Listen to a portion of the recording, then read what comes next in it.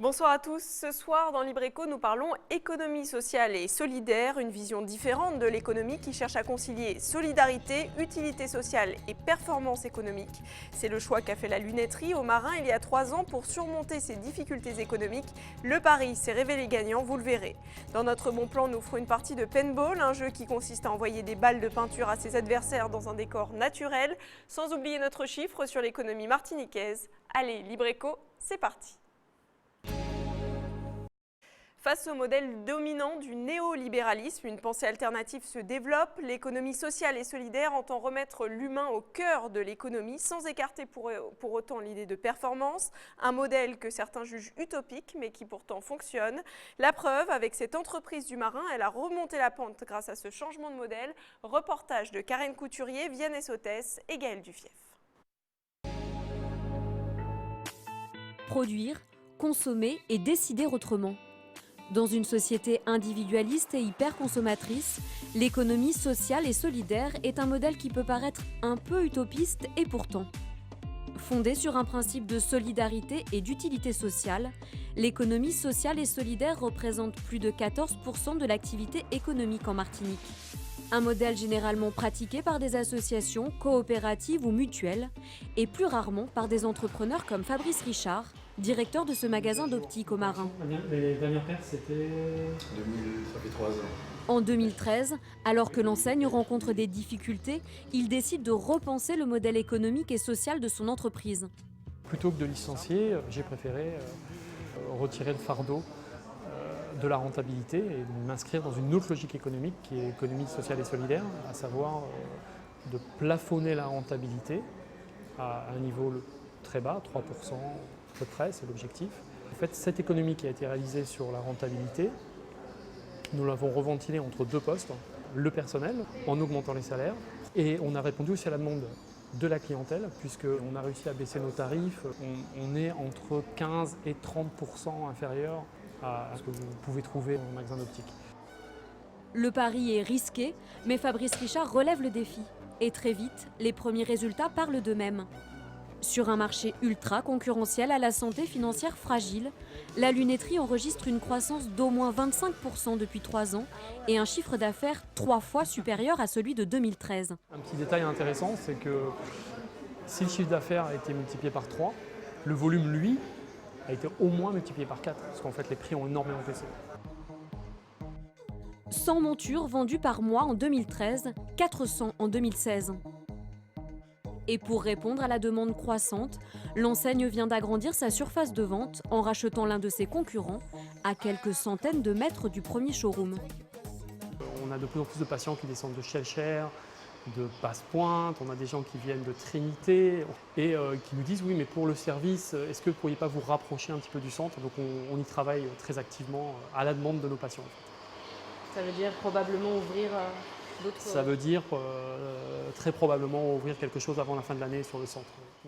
Convaincu par le modèle économique qu'il a mis en place dans sa structure, Fabrice Richard a décidé d'aller encore plus loin. Tu sais, dans les modes de paiement, pour les personnes qui proposent leurs services, qu'on puisse leur proposer l'option gratuité. En janvier 2016, il lance Proxibility.com, une start-up ayant pour vocation de recréer du lien social. Le principe est simple, particuliers ou petites entreprises peuvent proposer leurs compétences à des prix raisonnables afin de compléter leurs revenus tout en rendant service à leur communauté. Je pense que c'est complètement dans l'air du temps, oui. Je pense que le financier à outrance, c'est destructeur pour le lien social. Et je pense que pour créer du lien social, il faut aussi aller vers quelque chose de moins financier. Ceci dit, ça ne veut pas dire qu'un service, il y a des services qui ont un coût. Mais l'idée, c'est, avec Proxibility, c'est de les donner au meilleur coût possible. C'est aussi ça. Ici encore, on est bien loin de la course au profit. D'ici 2018, le site devrait devenir payant sous forme de cotisation très symbolique d'1 à 2 € par mois. Effectivement, il y a eu un investissement. Le coût est non négligeable. On est dans du long terme. On attend tranquillement que le réseau se mette en place pour pouvoir espérer, dans un premier temps, ne serait-ce qu'amortir les coûts de fonctionnement et les coûts d'investissement Après, on verra. C'est une aventure. C'est de la création. On est sur quelque chose qui n'existe pas. Donc, on est sur une start-up. Donc, on ne sait pas du tout ce que ça peut donner à terme. C'est complètement mystérieux. Fabrice Richard, un modèle d'entreprise qui prône la solidarité, l'utilité sociale et le bien-être des salariés, c'est un discours naïf aux yeux de beaucoup. Que leur répondez-vous ? Alors, non, c'est pas naïf du tout, parce qu'en fait, en réalité, l'utilité sociale et le lien social, c'est le rôle social, c'est la base même de l'utilité de l'entreprise. L'entreprise a un rôle social. Qui aujourd'hui est souvent mis de côté. C'est voilà. vrai que ça a été le cas très longtemps. Aujourd'hui, on a tendance à perdre ce rôle social de l'entreprise. Voilà. Souvent, aujourd'hui, un entrepreneur, il va chercher avant tout le profit. Il va oublier la fonction de l'entreprise. Je ne dis pas que c'est toujours le cas, mais je dis que c'est souvent le cas. C'est-à-dire qu'on va chercher un plan, une organisation pour réaliser des profits. Alors que la société, si vous voulez, sur laquelle l'entreprise est adossée, vous ne pouvez pas la parasiter ad vitam aeternam. Vous devez lui rendre service, vous devez l'intégrer, cette société. Et en fait, si vous intégrez cette société, vous rentrez dans le corps social et vous rendrez un vrai service. La rentabilité doit être juste la conséquence de ce service. Donc, il faut changer un petit peu les priorités. Alors, dans votre cas, justement, vous aviez un problème de rentabilité, vous aviez des difficultés économiques, et le fait de changer de modèle vous a permis finalement de sauver l'entreprise, donc de gagner plus d'argent. Est-ce que ce n'est pas paradoxal ? Non, on ne gagne pas vraiment plus d'argent aujourd'hui. On est toujours, on a changé le modèle économique. Ça nous a permis d'augmenter de façon considérable le volume. Et nous sommes toujours dans une logique d'équilibre pour l'instant. Donc on a très peu de bénéfices. Voilà. Très peu de bénéfices. Donc le but du jeu, c'est quoi ? Sauvegarder l'emploi, sauvegarder la vie de l'entreprise sans pour autant engranger des bénéfices ? Mais c'est un dogme, le bénéfice. Le bénéfice à 15% ou à 20%, c'est un dogme. Enfin, c'est écrit nulle part.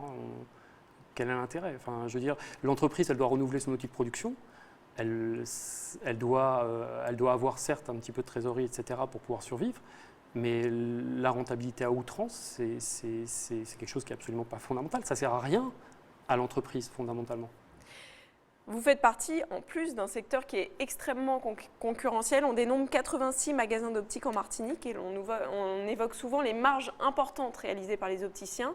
Quand vos concurrents vous ont vu baisser vos prix de 15 à 30% par rapport aux tarifs pratiqués plus généralement, comment ont-ils réagi et surtout, est-ce qu'ils ont dû s'aligner sur vos prix ? Non, il n'y a pas eu vraiment de réaction de la part de mes concurrents, qui sont des confrères aussi.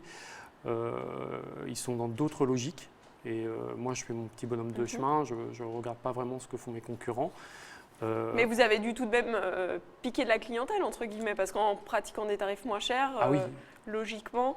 Ah oui, vu le développement, on a pris pratiquement 50% du marché de notre zone. Et d'ailleurs, on ne s'adosse pas uniquement que sur notre zone. On ne serait pas à ce niveau de chiffre d'affaires si on n'avait pas une attractivité telle que des gens viennent de toutes les communes de Martinique. On a des gens qui descendent même du Prêcheur. J'ai une famille qui descend du Prêcheur, qui me fait l'honneur de descendre du Prêcheur pour venir se faire le nez de chez nous. Ça nous honore et ça nous fait plaisir. On fait notre travail, on s'occupe d'eux bien. Mais oui, effectivement, on a pris des parts de marché sur nos concurrents, c'est évident, bien sûr. L'économie sociale et solidaire est un secteur qui concentre d'ordinaire surtout des associations, des coopératives et des mutuelles, peu d'entreprises classiques comme la vôtre. Est-ce que ce modèle pourrait s'appliquer à toutes les branches de l'économie ? C'est une question que je me pose souvent. J'en ai parlé avec ma coiffeuse il n'y a pas très longtemps.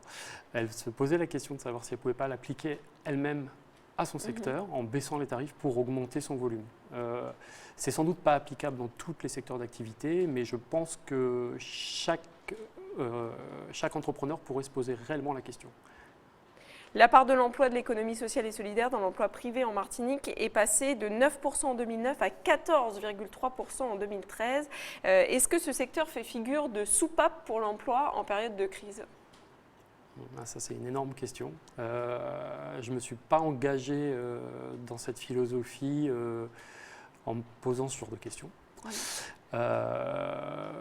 Non, je pense que c'est réellement pour moi une mutation de la société, de la philosophie même des gens. Je pense qu'il y a une lame de fond. On recherche des vraies valeurs, on cherche des vrais produits, on recherche des vrais échanges, on recherche des vrais services. Je pense que réellement c'est une lame de fond. Et que c'est quelque chose qui continuera même si l'économie repart. J'en suis persuadé. Vous venez également de lancer une plateforme Proximité qui vise à mettre en contact particuliers et petites entreprises de services, on l'a vu dans le reportage. Comment pouvez-vous garantir que sur cette plateforme, les prix pratiqués resteront raisonnables ? Alors de fait, sur Proximity, donc l'objectif c'est de permettre à des étudiants, à des auto-entrepreneurs ou à des artisans de communiquer, parce qu'ils n'ont pas d'outils de communication. Souvent, ils ont des bons prix, ils ont un service, ils ont un savoir-faire, mais très souvent, ils ont beaucoup de difficultés à faire connaître leurs produits, leurs tarifs, ce qu'ils font. Donc cet outil permet aux gens de compléter leur revenu. L'idée, c'est de créer en fait un marché. Et de fait, le marché va s'organiser, plus il y aura d'adhérents, plus le marché va s'organiser. Donc de fait, il y aura une régulation qui va se faire.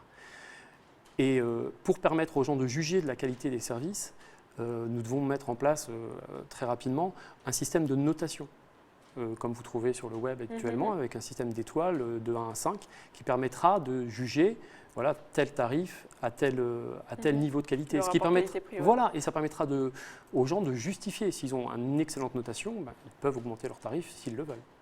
Après, sur Proximity, on peut aussi faire des échanges gratuits, c'est aussi le principe. Alors justement, en Europe et en France, des initiatives qui s'appellent Système d'échange local, CEL, ont vu le jour. En fait, c'est un peu le même principe, sauf que on échange gratuitement des services ou des compétences via une monnaie virtuelle, on va dire. Par exemple, je peux donner un cours d'anglais en échange d'un service de plomberie.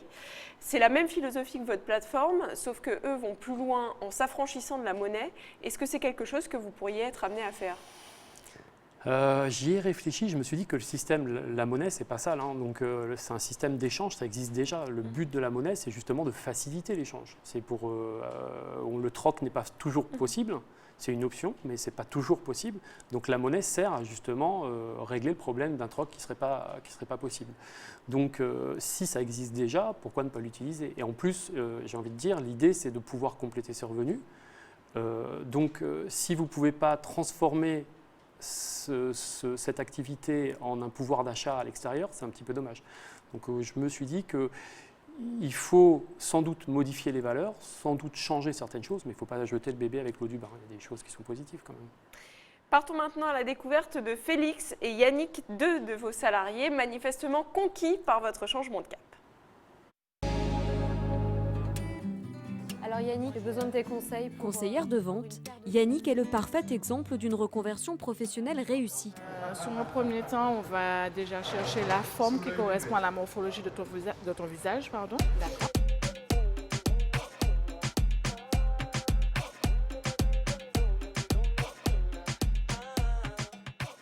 Lorsque je travaillais en station-service, du jour au lendemain, j'ai démissionné parce que je ne voulais plus travailler dans ce domaine.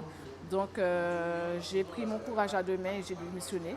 Après 9 ans quand même de travail en CDI à la station-service, j'ai démissionné. C'est vrai que j'ai galéré un peu. Mais dans la vie, il faut savoir sauter le pas. Il faut savoir se reformer, prendre autre chose s'il le faut. Du moment qu'on veut, on peut. À ton avis, qu'est-ce qui fait que M. Richard t'a donné ta chance, malgré ton peu d'expérience, voire même pas d'expérience ? C'était pas gagné d'avance, parce qu'il a fallu bosser. Et moi, j'aime ça, le contact avec les gens.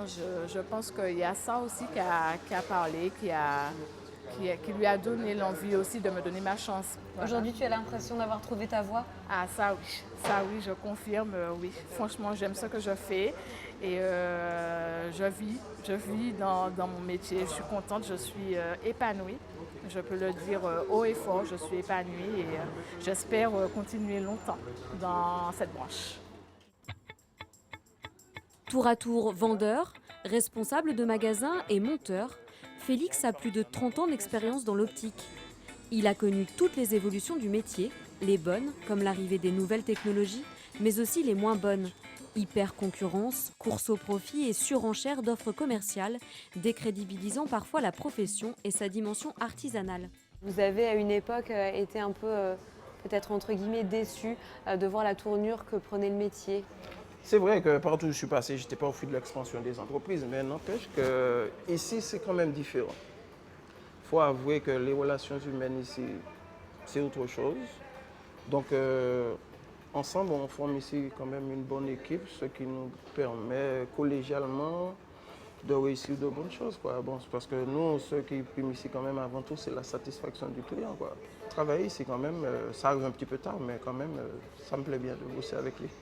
Qu'est-ce qu'il faut que vous souhaitez pour la suite? Jusqu'à ce jour, je me plais bien dans l'optique. Je pense que j'ai encore quelques années à faire dans l'optique. Si j'ai encore toutes mes forces, oui. Pourquoi pas, oui. Le mieux, ce serait que je trouve quand même qu'il y ait une relève à qui je peux quand même inculquer tout ça. Si j'ai un jeune qui aimerait bien prendre la relève, je serais prêt à tout lui communiquer, à tout lui dire, à tout lui apprendre, quoi. Fabrice Richard, des salariés heureux, est-ce que c'est l'un des critères de l'économie sociale et solidaire? Oui, très objectivement. Je pense que pour qu'une entreprise fonctionne et pour qu'elle puisse fonctionner de façon pérenne, il faut que les salariés, déjà aient une part de la production concrètement sur leur salaire. Donc il faut qu'ils aient des salaires décents. Et c'est un des éléments de leur bonheur, entre guillemets. Et il faut qu'ils soient dans de bonnes conditions pour pouvoir bien travailler. Si je vais prendre un exemple, Google, ils ont des salles de jeux, etc. Bon, j'en suis loin de là, on est bien d'accord, hein, je suis très très loin. Mais c'est vraiment la philosophie, c'est de se dire, si vos salariés sont bien, ils vont forcément être plus créatifs, ils vont forcément être plus motivés, ils vont être plus accueillants, ils vont se sentir plus impliqués. Ils vont s'investir dans voilà. Bien sûr. C'est assez rare aujourd'hui où beaucoup de personnes sont en souffrance dans leur travail, notamment à cause de la pression qu'elles reçoivent. Est-ce que malgré tout, une certaine forme de pression n'est pas nécessaire pour que les salariés soient performants? Alors pour moi, la pression, Félix l'a dit, elle vient de la volonté de satisfaire le client. En fait, à partir du moment où vous avez décidé de faire parfaitement bien votre travail, votre métier, à partir du moment où vous avez décidé de répondre parfaitement aux besoins, la pression, elle vient naturellement. C'est une pression saine, hein, c'est une pression positive. C'est de faire en sorte que vous répondiez parfaitement aux besoins de vos patients. Ça, c'est une bonne pression. Mais au-delà de ça, non, il n'y a pas besoin de mettre une pression négative sur les gens. Ça, c'est contre-productif. Alors, dans votre cas, ça se traduit aussi par une qualité de service. Vous conseillez également les gens? Oui, pas uniquement sur leurs lunettes, vous pouvez faire des examens de... Oui, alors dans le cadre, on essaye, si vous voulez, à la demande des ophtalmos, on a développé une salle d'examen. L'idée, c'est de contribuer à faire fonctionner la filiale visuelle et permettre l'accès aux soins. L'accès aux soins est très compliqué. Avoir un rendez-vous chez un médecin, c'est très très long. Et il y a certaines personnes, si elles n'ont pas de pathologie, si elles ont une ordonnance de moins de 3 ans, qui peuvent venir directement chez nous pour réaliser leur examen. Donc ça nous permet non seulement de prendre la personne de A à Z et de la suivre complètement, et ça permet aussi par ce biais de libérer de la place dans les salles d'examen des médecins pour permettre à des gens qui ont des problèmes pathologiques d'avoir accès aux soins. Donc c'est vraiment un geste aussi de solidarité que de venir chez nous quand on n'a pas de pathologie pour renouveler leurs lunettes. C'est bien. Alors vous comptez bientôt ouvrir un point de vente dans le centre. À quelle échéance? Alors, on espère avant la fin de l'année.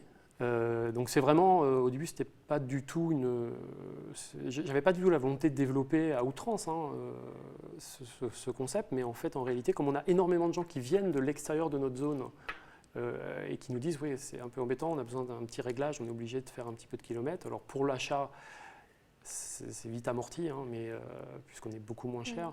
Mais après, pour les petits réglages, ça peut être embêtant. Donc, on a vraiment de la demande. Donc, on va répondre à cette demande. On espère créer quelque chose avant la fin de l'année. Oui. Fabrice Richard, restez avec nous. On se penche tout de suite sur notre chiffre de l'économie. 120 millions, c'est le montant des investissements prévus par la Société aéroportuaire Martinique Aimé Césaire, SAMAC, pour augmenter de 18 000 m² les surfaces disponibles actuellement. Cela permettra d'étendre les salles de livraison des bagages et d'embarquement. Les travaux débuteront en 2017 et s'achèveront en 2020. Mais les projets de la SAMAC ne s'arrêtent pas là. Elle réfléchit désormais à la création d'un hôtel et à la mise en place d'une deuxième piste qui devrait nécessiter des surfaces actuellement occupées par l'hippodrome et la ferme Périne qui devrait être déplacée. Mais l'hippodrome appartenant aujourd'hui à la CTM après avoir été propriété du Conseil général, cela augure des négociations difficiles entre la SAMAC et la CTM. C'est un jeu de guerre, mais c'est mieux qu'un jeu vidéo. Les personnages et les décors sont bien réels. Les armes, elles, sont chargées de boules de peinture à envoyer à ses adversaires. Le paintball rencontre toujours un franc succès. Jordan De Breuil et Marc-Joseph Luc se sont prêtés au jeu pour le bon plan de la semaine.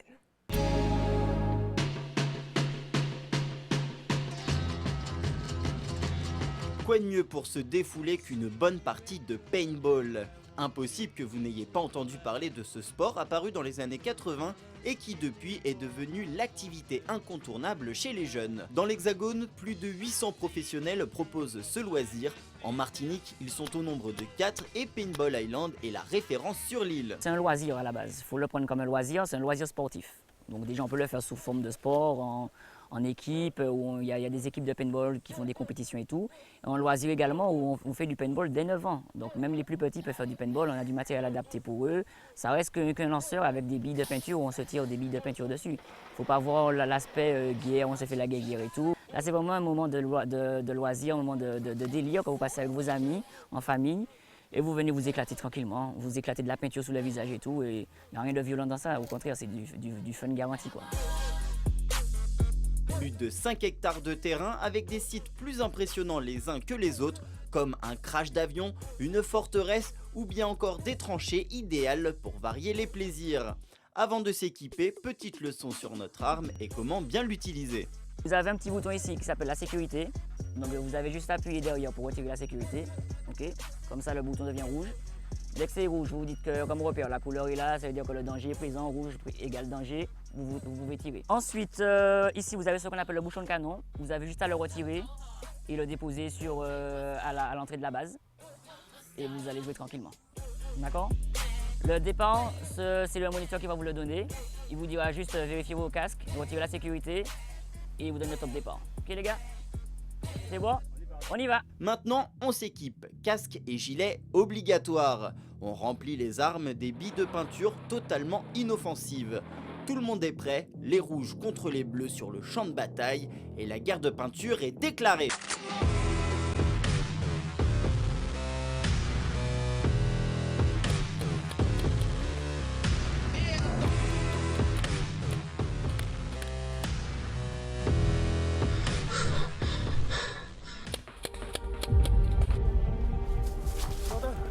Non, pas toi. Continue sur moi, c'est pas grave. Non, aide-moi. Victoire des Bleus, les joueurs sont conquis. Chaque année, en France, plus d'1 million de personnes s'initient ou pratiquent le paintball, comme Fabrice ce matin, joueur amateur. Ce que j'aime beaucoup dans le paintball, c'est l'adrénaline, les courses, les pentes, se cacher, jouer un petit peu. Je suis un grand enfant, donc voilà quoi, j'aime beaucoup dégommer les autres, courir un petit peu partout. Donc voilà, jouer avec les amis, voilà quoi. Et pour ceux qui sont réticents face aux armes de cow-boy, sachez qu'il est possible de jouer avec des arcs avec des flèches molletonnées pour se prendre pour un Indien.